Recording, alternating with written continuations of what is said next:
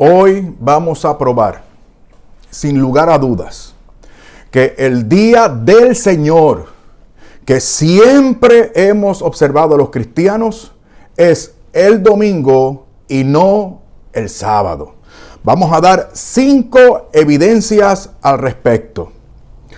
Solo un pequeño paréntesis para avisarles que la parte más importante de este video es al final, cuando hagamos la aplicación que todo esto tiene para nosotros. Porque al final de cuentas, el objetivo no es solamente aprender, es decir, intelectual, sino ver de qué forma lo que hemos aprendido incide en nuestra vida. Así que por favor les suplico todo el mundo pendiente. 5 evidencias. El día del Señor es el domingo. ¿Cómo lo probamos? 5 evidencias. Primera evidencia.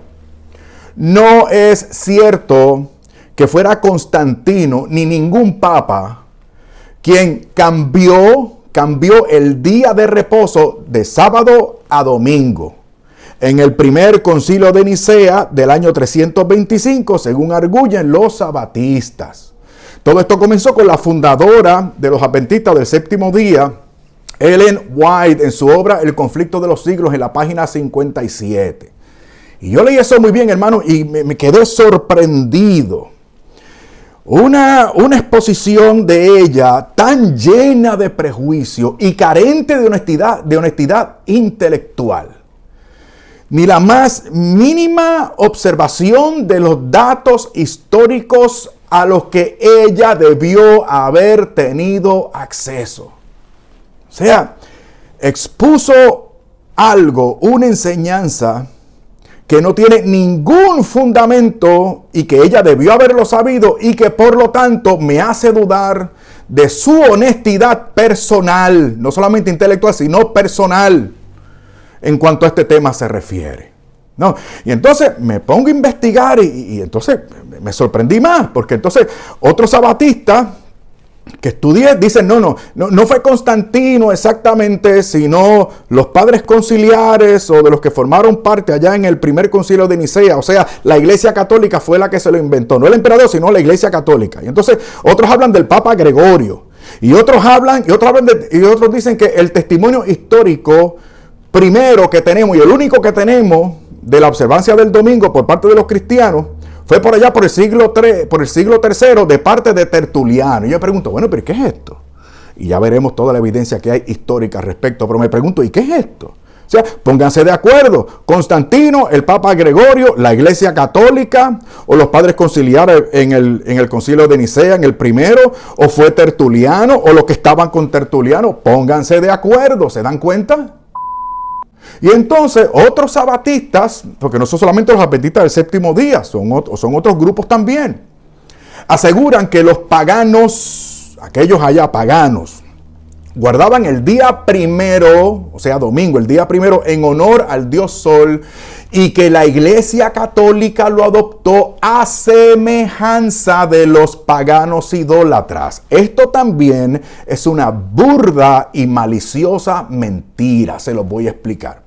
En primer lugar, los paganos simplemente nombraban los días de la semana según algunos de sus dioses. Martes al dios Marte, miércoles en honor a Mercurio, jueves por Júpiter, viernes por Venus, hasta el sábado al dios Saturno. ¿Ven ustedes? O sea, eran nombres que les ponían a los diferentes días de la semana para nombrarlos, para identificarlos. Y noten además que ellos no observaban esos días ceremonialmente, ni dejaban de trabajar en esos días tampoco. Por eso es que los cristianos tenían que salirse a las afueras de la ciudad de Roma para ir a las catacumbas a hacer o a participar de la Eucaristía durante la madrugada del domingo, porque ya al amanecer las calles estaban llenas.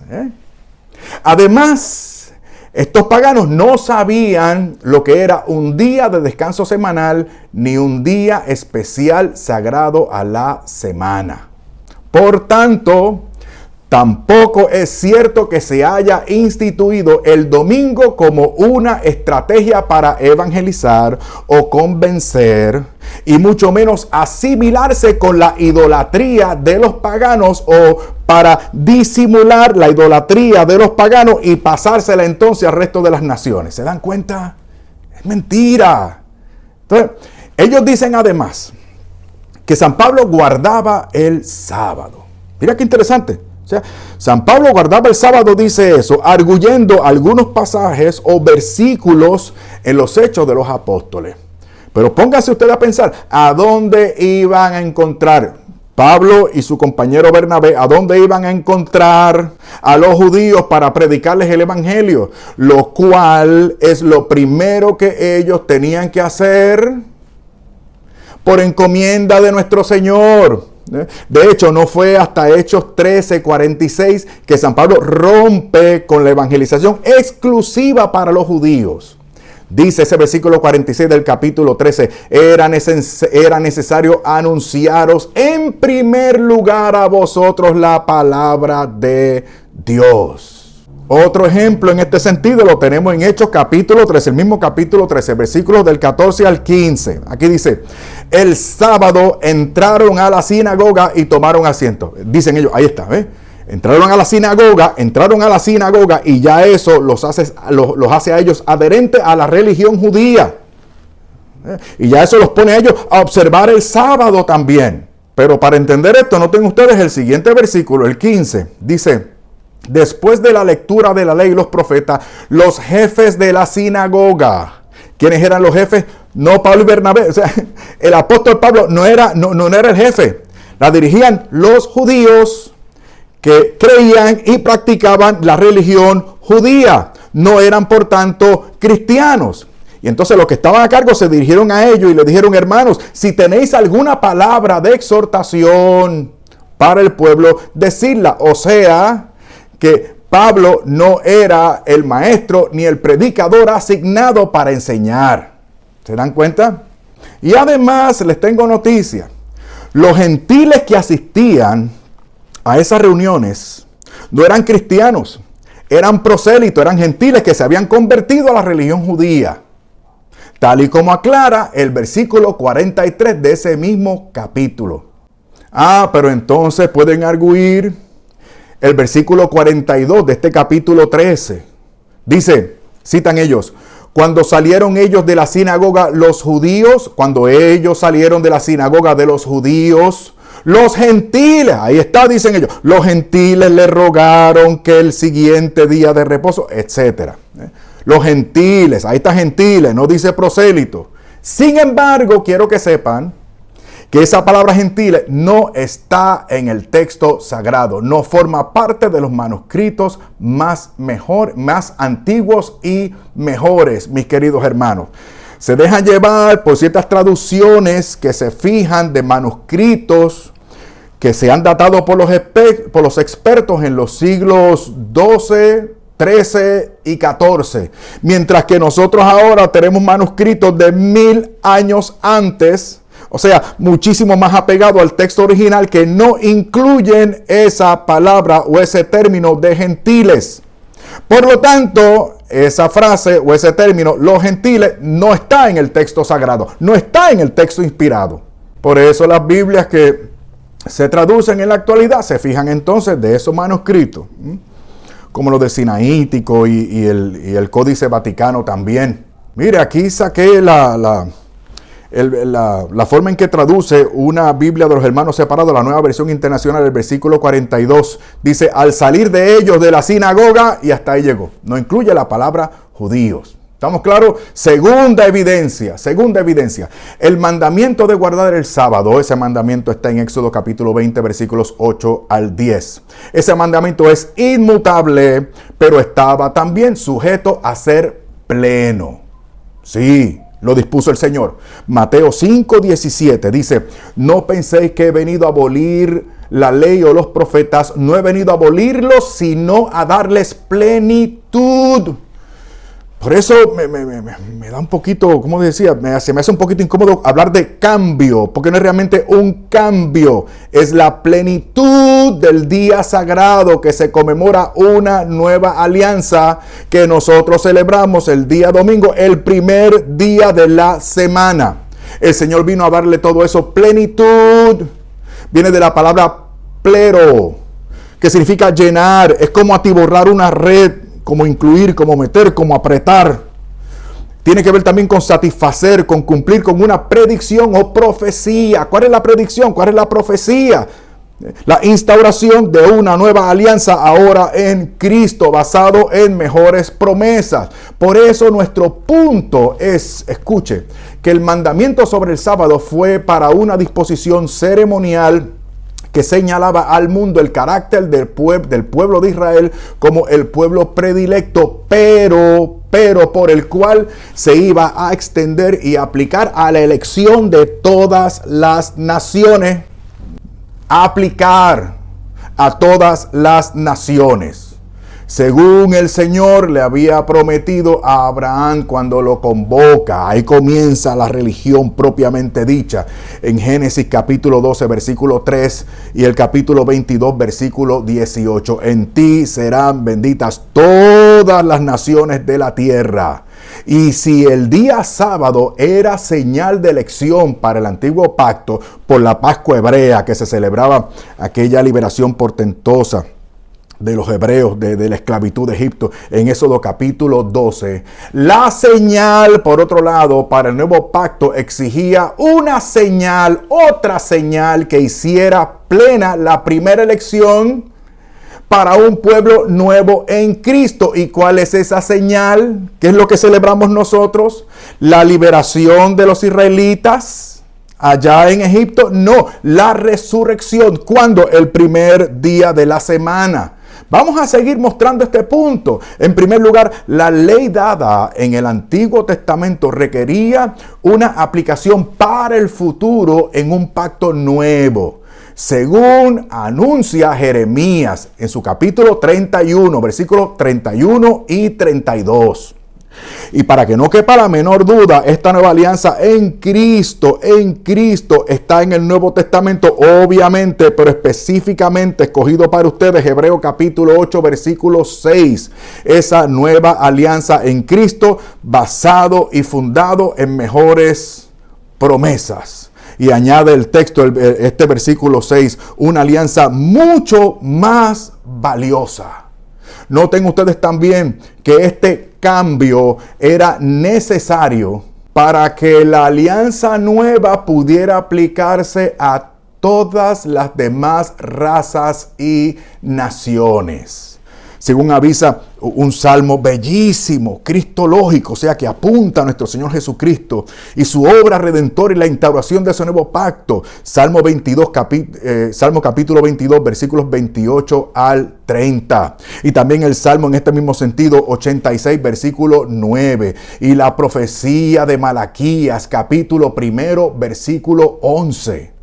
Y por eso el Señor, nuestro Señor, en Lucas capítulo 13, versículo 29 dice: y vendrán de oriente y de occidente y del norte y del sur y se sentarán a la mesa del reino de Dios. Nosotros, los que no estábamos incluidos en el pacto antiguo, ahora en el pacto nuevo, tenemos el derecho de sentarnos a la misma mesa.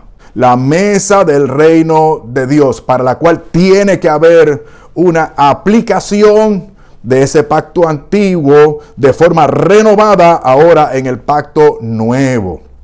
Está incluido esta visión y esta perspectiva en la gran comisión de nuestro Señor. Mateo capítulo 28, versículos 19 y 20. Id pues y hacer discípulos a todos los pueblos, síganme, a todos los pueblos, bautizándoles en el nombre del Padre y del Hijo y del Espíritu Santo, y enseñándoles a guardar todo cuanto os he mandado, y sabed que yo estoy con vosotros todos los días hasta el fin del mundo. Importante, hasta el fin del mundo.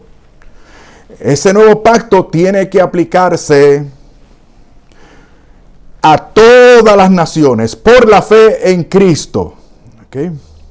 a todas las naciones en todo lugar, para que podamos no solamente pertenecer, sino que tengamos la posibilidad de practicar lo dispuesto en toda esa nueva alianza, que no incluye el sábado, ni las formas en que el Antiguo Testamento establece que debe celebrarse también. Se lo voy a demostrar. Mire, si se prescribía la puesta del sol de lo que conocemos como el viernes, hasta la puesta del sol de lo que conocemos como sábado, como el día sagrado, ¿qué pasaría en el resto del mundo, naciones y razas, donde no se pueden marcar esos lineamientos climatológicos para precisar un día? No se puede. Se los voy a probar. Ciertos fenómenos naturales impactantes, muy interesantes, como por ejemplo en ciertos lugares se vive con 6 meses de luz y 6 meses de oscuridad. Y esto no ocurre solamente en los polos, específicamente en el polo norte, sino también en algunas regiones habitadas de Rusia, Alaska, Canadá, Groenlandia, Islandia, la región y también en la región de Laponia, entre Suecia, Noruega y Finlandia, y en las islas o el archipiélago de en las islas o el archipiélago de Svalbard. No, pero más interesante y peor aún, en esos lugares, esos efectos o esos fenómenos climatológicos no se producen de forma estable, porque puede ocurrir en ciertos lugares que a veces al mediodía está oscuro y a las 3 de la mañana haya sol, lo cual pondría a guardar el Shabbat, el sábado, en viernes o en domingo. ¿Se dan cuenta? Eso fue estipulado para estas personas en esa tierra que tenían lo dispuesto de forma natural para precisar el día santo, que no los tenemos las demás naciones necesariamente. Alguien podría decir, bueno, pero ¿por qué tanta cosa, Fer? Mira, se puede celebrar del 6 de la tarde del viernes hasta las 6 de la tarde de lo que conocemos como sábado. Eso no es así, no es así, porque en esos lugares no se puede cumplir con esa disposición como usted lo está pensando en este momento, porque así no es como lo dispone la revelación en el Antiguo Testamento, la Torah específicamente, que se dejan llevar por ello para establecer esa forma en la que ellos lo celebran, del Génesis capítulo 1, versículos del 14 al 16. Y esto está claramente estipulado también en las prescripciones de la tradición judía y las interpretaciones rabínicas. Hay una forma en la que se precisa el periodo de tiempo para celebrar y guardar, observar ese día, que no es aplicable a todas las naciones para nosotros los gentiles. Ya sé, algunos ya me van a preguntar, oye, pero entonces nosotros guardamos el sábado, pero podemos celebrar la misa en el ocaso del día sábado. ¿Por qué es esto? Mira, no me voy a diluir en esto porque me enrollo demasiado, pero si su pregunta es honesta y usted está interesado en aprender, le voy a dejar en la descripción del video un artículo del Ministerio Aleteia que explica esto muy bien, de forma breve, concisa, pero clara además, y es un artículo responsable que especifica y explica la razón de por qué hacemos eso.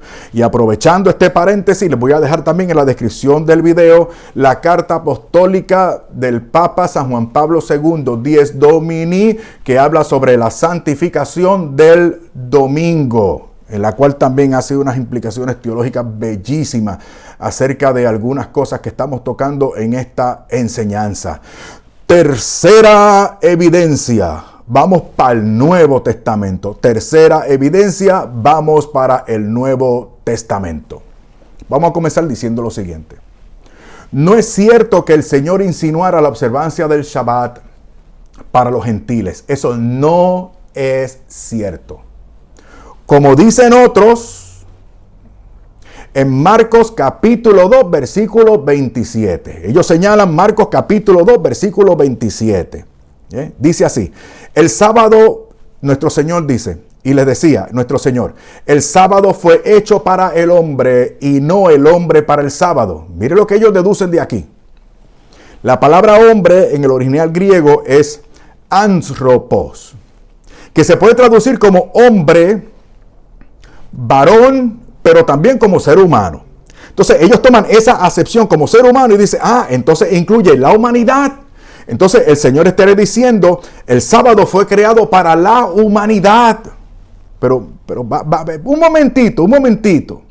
Se equivocan otra vez. Otra vez se equivocan porque para saber lo que se refiere, para saber a lo que se refiere, un término como esto, que no es fácilmente, que no se puede precisar fácilmente, entonces se tienen que dejar llevar o tienen que analizar el contexto. Esto es una hermenéutica o una, no quiero usar muchos técnicos complicados.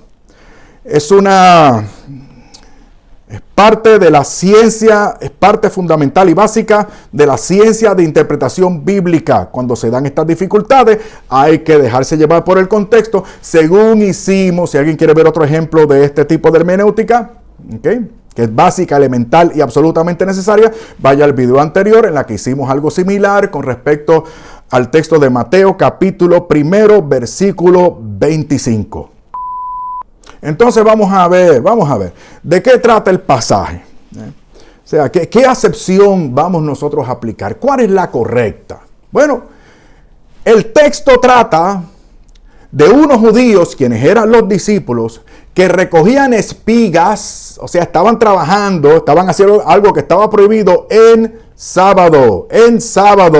Alguien diría, bueno, pero se tenían que alimentar, entonces no estaba prohibido o no debía prohibirse una cosa como esa. No, los judíos los discípulos no solamente no observaron ese día, sino que violentaron lo que estaba estipulado que ellos tenían que hacer responsablemente para no violentar ese día. ¿A qué me refiero? ¿Se acuerdan en el Antiguo Testamento? Cuando caía maná en el desierto, ¿cuál fue la instrucción de parte del Señor? El día sábado recogían doble ración para que no recogiesen durante el día sagrado. Lo que los discípulos del Señor no hicieron. ¿Y qué hizo el Señor? Defendió a los discípulos que estaban violentando esas disposiciones. Basado no solamente en disquisiciones y cosas hipócritas de los fariseos. No solamente eso es aparte.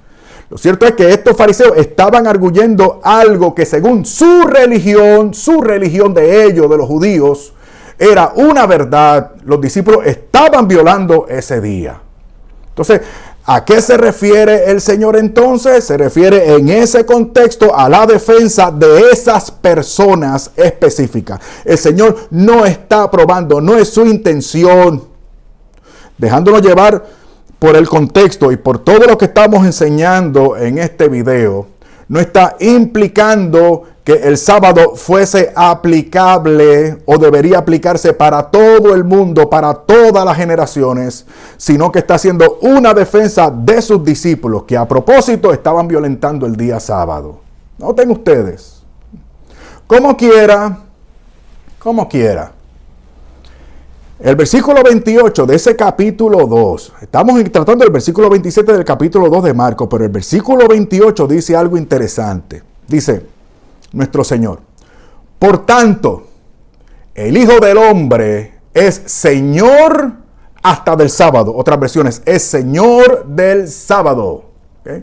Esta frase implica literalmente, Señor de, implica literalmente, o está por encima de, significa literalmente, no solamente que está por encima del sábado, sino que Él existe o es antes que el sábado. Entonces, el Señor aquí está haciendo unas implicaciones interesantes, ¿no?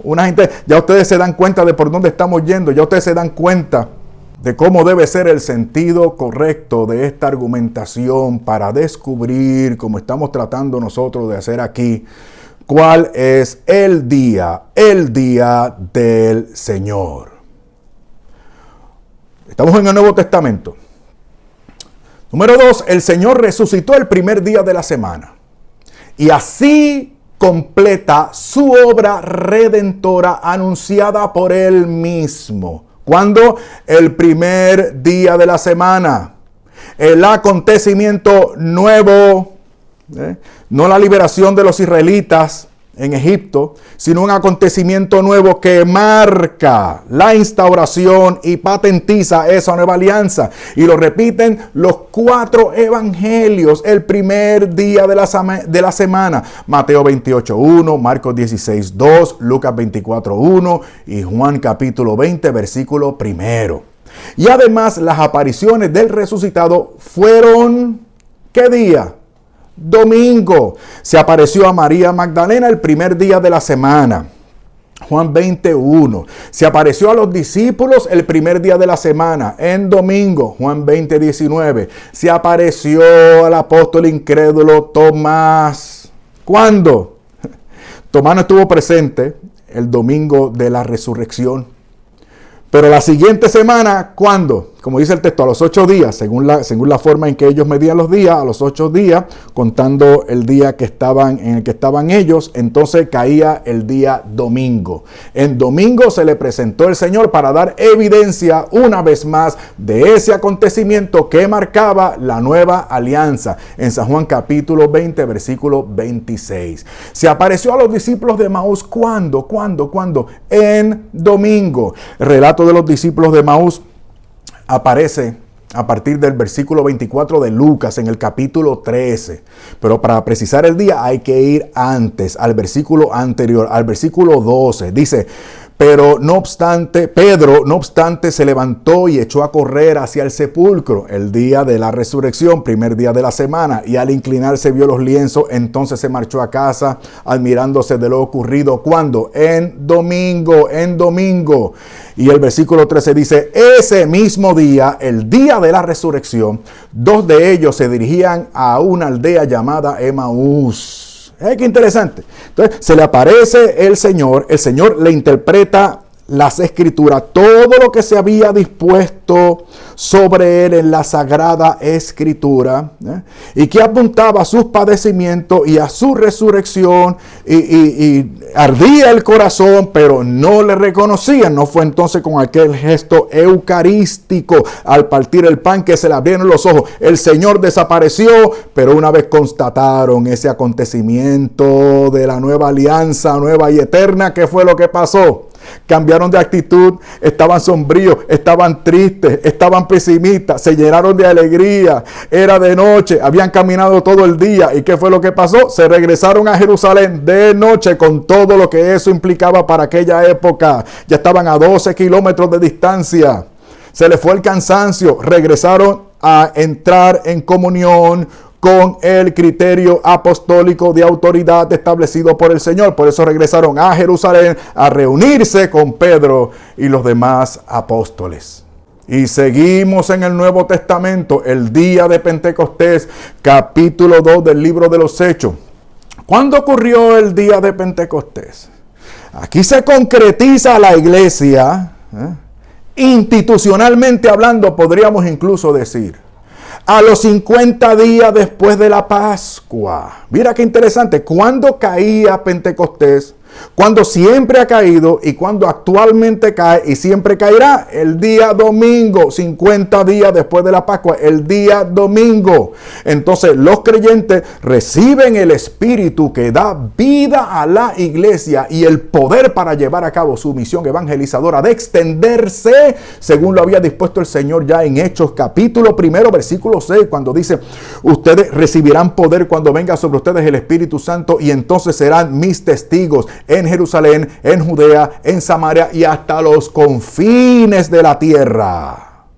Ese mismo día, el día de Pentecostés, San Pedro expresa su primacía al exponer la buena noticia de Cristo y notificar de los requisitos de incorporación a la iglesia. En Hechos capítulo 2, ahí en el contexto del día de Pentecostés, versículos del 14 al 42. Termina en el 42 con la primera recapitulación que se hace de la vida de la iglesia primitiva. Fíjese si es importante esto. Esa iglesia que surge animada, potenciada por el Espíritu Santo, esa, digamos, oficialización en una institución concreta que es la iglesia, se explica en el versículo 42. El versículo 42 hace claro que perseveraban unánimes y frecuentemente en la comunión fraterna. O sea, se establece la feligresía, como dicen otros hermanos, la membresía o los miembros. Las oraciones, o sea, la espiritualidad cristiana propiamente dicha. El partimiento del sacramento de la Eucaristía, el partimiento del pan. Y en comunión con la doctrina de los apóstoles, que es el criterio de autoridad establecido por el Señor en su iglesia. Todo esto queda fijado en el versículo 42. Y de esta forma se culmina, por así decirlo, esta institución de la iglesia, el cuerpo místico de Cristo que subsiste en esa institución visible, que se patentiza el día de Pentecostés y que se describe aquí en el versículo 42 del segundo capítulo de los Hechos de los Apóstoles.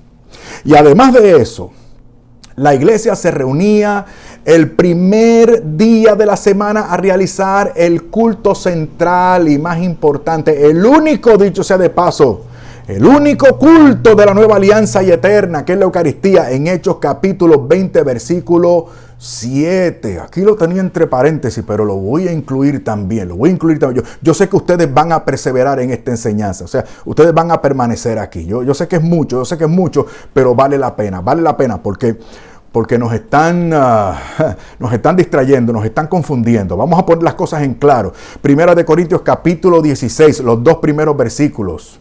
En cuanto a la colecta en favor, estoy citando, en cuanto a la colecta en favor de los santos, dice San Pablo, haced también vosotros como mandé a las iglesias de Galacia. O sea, en general, se reunían en general, en un momento, en un día específico. ¿Cuándo? Sigue diciendo, el primer día de la semana, que cada uno de vosotros ponga aparte lo que le parezca bien y lo guarde, etcétera.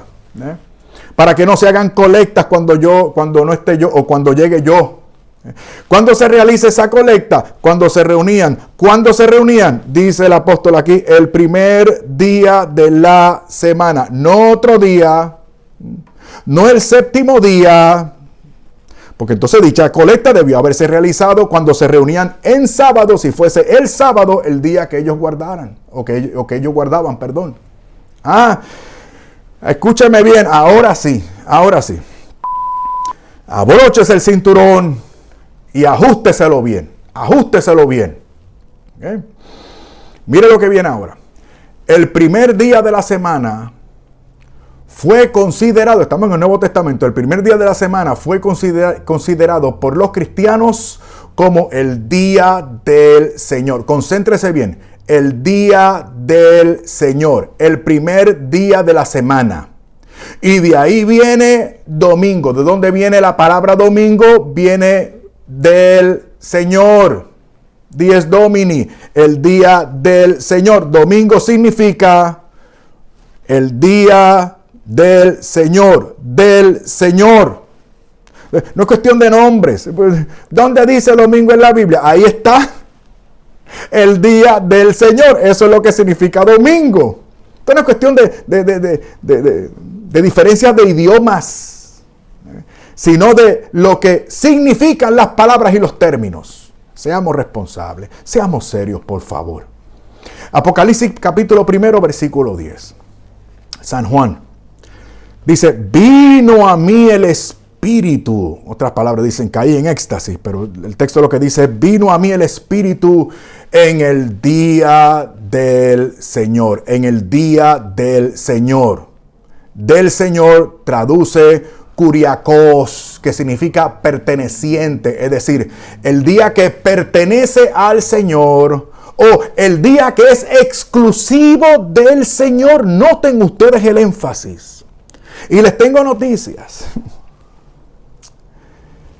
La enorme mayoría de los expertos, exégetas y teólogos bíblicos, concuerdan en que el día del Señor se refiere al primer día de la semana, que es el domingo. El primer día de la semana, domingo, el día del Señor. Escuchen, vamos a seguir con esto. Y el día del Señor no es conocido, día del Señor no es conocido en el Antiguo Testamento como el sábado. ¿Cómo les quedó el ojo? El día del Señor no es el sábado. Usted va al Antiguo Testamento y no aparece el sábado como el día del Señor, sino que cuando se habla de el día del Señor se hace para hacer unas aplicaciones de tipo profético o apocalíptico, pero nunca como un día sagrado para observar, refiriéndose específicamente al Shabbat o a el sábado. Pero, sin embargo, el domingo sí era considerado el día del Señor en el siglo I, según lo tenemos hartamente testificado, por ejemplo, por San Ignacio de Antioquía, discípulo del que cayó en éxtasis en Apocalipsis 1:10, discípulo directo de San Juan, San Ignacio de Antioquía, contemporáneo de San Juan, por tanto, él dice, San Ignacio de Antioquía, escúchame con atención, los que vivían según el orden de las cosas antiguas han pasado a la nueva esperanza, no observando ya el sábado, sino el día del Señor. No el sábado, sino el día del Señor, en el que nuestra vida es bendecida por Él y por su muerte. No debemos sabatizarnos más. No debemos sabatizarnos más, sino que debemos guardar el día del Señor, en el cual nuestra vida fue levantada. Este es el día del Señor, el día consagrado a la resurrección. Y añade, el más importante de todos los días. El día del Señor, primer día de la semana, el domingo. Cuarta evidencia. En ninguna parte del Antiguo Testamento se ordena la observancia del sábado para las naciones gentiles. Hacen conjeturas, implican cosas. Pero en ningún sitio del Antiguo Testamento aparece la observancia del sábado para las naciones gentiles, y por lo tanto tampoco hay condenación para los gentiles en ese sentido en el Antiguo Testamento. Ni en la Torá, ni en el resto de los libros, o sea, ni en la ley de los primeros 5 libros del Antiguo, que conocemos como el Antiguo Testamento, pero en toda la Biblia hebrea no hay nada en ese sentido, porque el sábado como día de reposo para los judíos debía ser principio perpetuo para ellos, por tanto, para ellos y no para nosotros. ¿Se dan cuenta? Quinta evidencia, por favor síganme. Quinta evidencia. Aflójese un poquito el cinturón para que esté cómodo, pero no se levante, por favor. Quinta evidencia, testimonio histórico. Prepárese. Y después de esto, la parte más importante. Vamos a ver qué implicación tiene todo esto para nosotros. Quinta evidencia, el testimonio histórico. De todo lo que preparé o estaba preparando para ustedes, escogí 5. 5. Elocuentísimos por demás. Evidencia histórica irrefutable.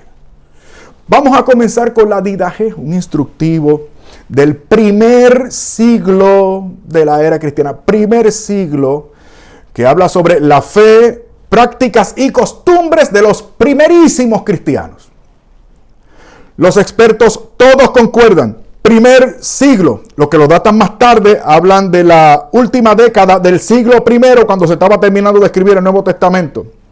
Y hay otros muy buenos también, y bastantes de ellos, que datan este documento entre el año 70 y el año 80. Fíjese qué testimonio tenemos aquí. Voy a citar el capítulo 14 de la didaje.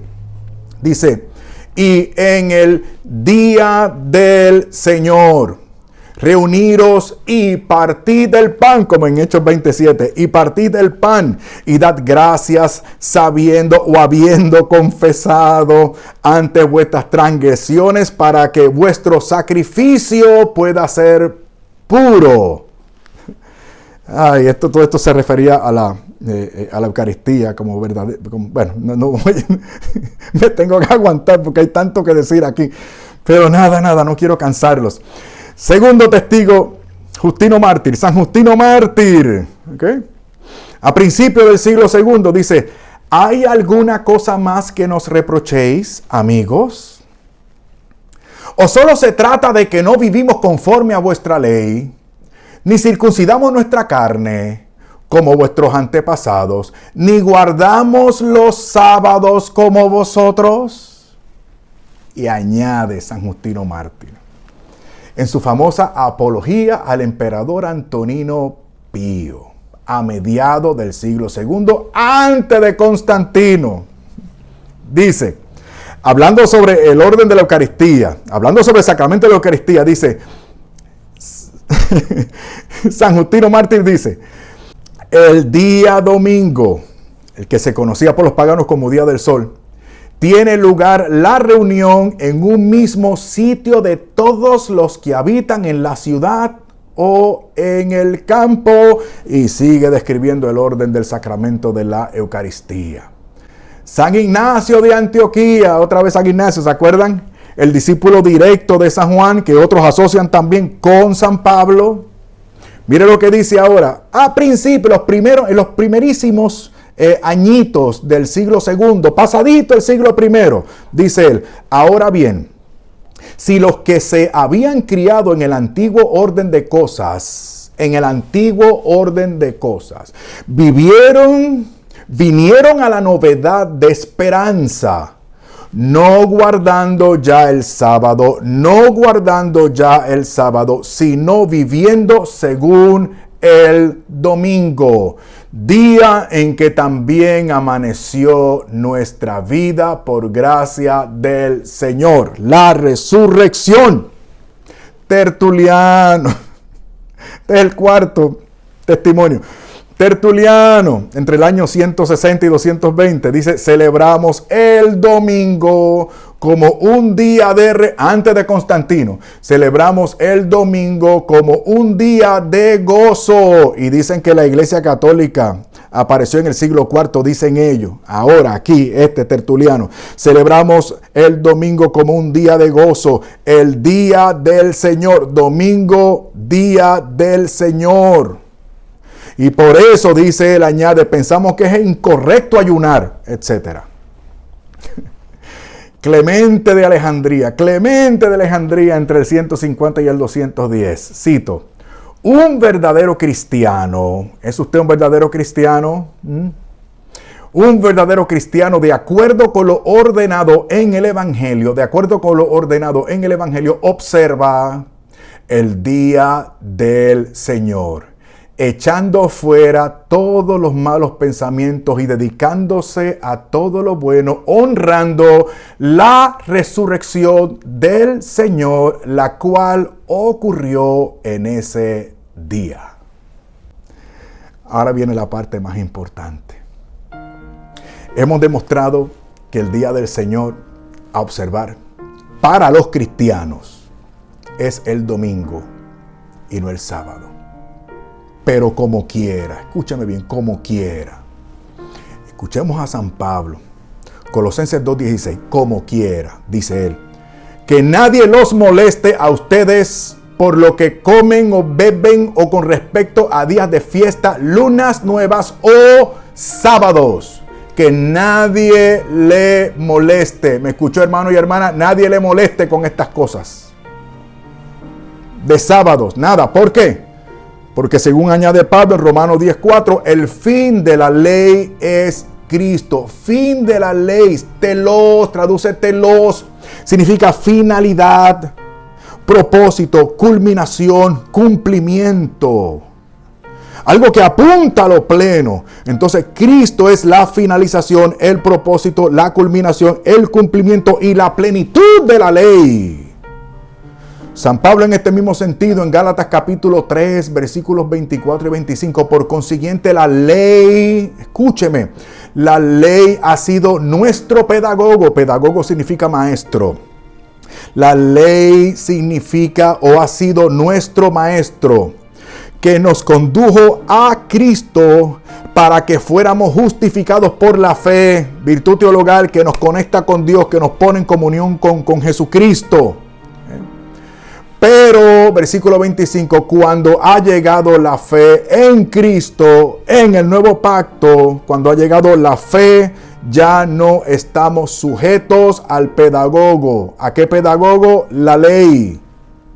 Entonces, en Cristo ahora, mi hermano y mi hermana, en la nueva alianza, nosotros, usted y yo, nosotros, destacamos la resurrección de nuestro Señor, Dios y Salvador Jesucristo. Esto es importante, no diluya su atención. Fíjese en el acontecimiento que celebramos y del cual participamos el día domingo, el día de nuestra redención. El día en que se nos da evidencia inequívoca, incluso histórica, de la resurrección de nuestro Señor, por lo tanto de la victoria lograda y de la cual nosotros participamos de nuestro Señor, que nos libera del pecado, que destruye la muerte segunda. ¡Qué maravilloso, mis queridos hermanos! Fíjense, esto es importante lo que estamos diciendo. En 1 Corintios 15, noten ustedes estos versículos. Cristo, resurrección y Cristo, la resurrección de Cristo. Cristo ha resucitado. Todo esto, fíjense lo importante que es todo esto. Fíjense lo importante que es el domingo, por tanto. Versículo 14 del capítulo 15 de 1 Corintios. Y si Cristo no ha resucitado, inútil es nuestra predicación. Inútil es también nuestra fe. Pero si Cristo no ha resucitado, vana es nuestra fe. Todavía estáis en vuestros pecados. Noten lo importante, noten lo importante. Y sigue el versículo 19. Y si tenemos puesta la esperanza en Cristo solo para esta vida. Esto aquí abajo no es lo único. Esto no es definitivo. Nuestra vida no está puesta única y exclusivamente en las cosas de aquí abajo, sino que nos servimos de las cosas aquí abajo, proyectándonos a la gloria eterna, a la eternidad en Cristo, porque participamos de esta nueva alianza en Cristo por su resurrección, por su victoria, de la cual usted y yo participamos. Versículo 22. Y así como en Adán todos mueren, así también en Cristo todos serán vivificados. En Cristo recobramos vida, la resurrección, que es garantía histórica de nuestra esperanza, mis queridos hermanos. Muchísimo cuidado con los que le quieren distraer. No estoy hablando de los sabatistas, estoy hablando de los de adentro, los peores enemigos del domingo, los peores enemigos de la resurrección de nuestro Señor y de lo que eso significa, están aquí adentro. Sí, digamos la verdad. Un amigo mío, Cristófilo, es decir, suscriptor de este canal, se me quejaba, el pobre, lamentándose. Acababa de enterrar a su mamá. Y él me dice: mira, Fernando, el párroco de mi mamá es tan y tan modernista, que en la funeraria, o sea, nosotros llorando, nosotros que queremos evangelio, queremos palabra de Dios, queremos ser consolados por la esperanza que tenemos para apuntar hacia arriba. Y él es tan y tan modernista que de lo que nos habló fue que ahora el cuerpo de mi madre se iba a integrar con la naturaleza y las implicaciones ambientales que eso tenía. Bendito sea el Señor, por ahí es que vamos, no se deje engañar. No diluya su atención. Puesto los ojos en Cristo, el autor y el consumador de la fe. Por eso es que esta parte era tan importante. Los enemigos del domingo no son los sabatistas. Ya lo hemos demostrado aquí. Lo que ellos arguyen es fácilmente rebatible.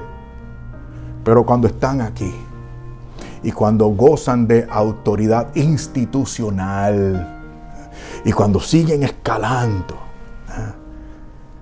y son teólogos, y colman nuestros seminarios y nuestras universidades y transmiten toda esa basura y podredumbre a las mentes y los corazones de los muchachos que eventualmente serán ordenados.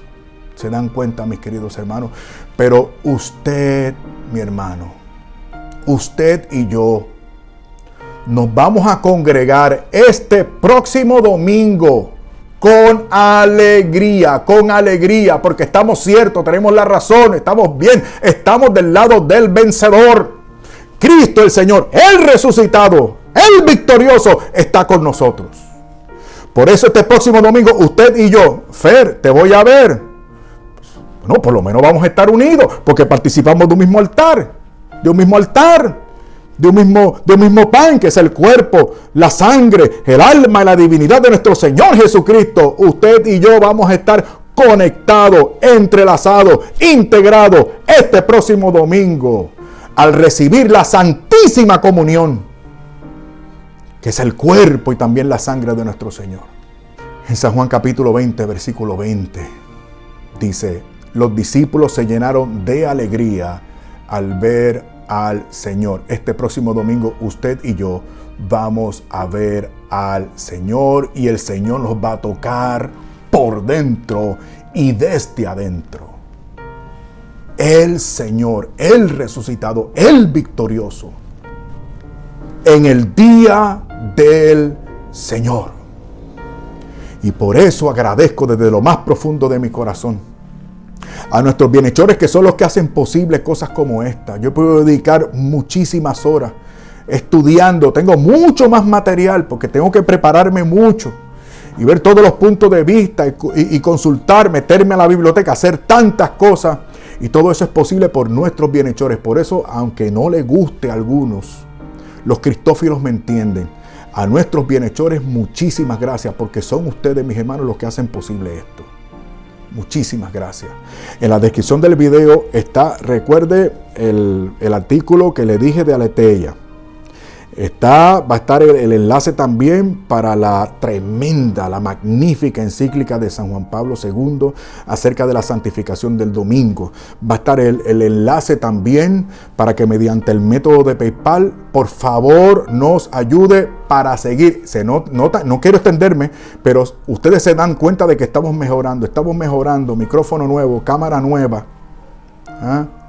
tiempo para estudiar, para prepararme, para orar, para estar en contacto con ustedes, para rezar, para cumplir con lo que les he dicho a nuestros bienhechores que vamos a hacer como beneficio que le estamos dando a ellos por sus aportaciones.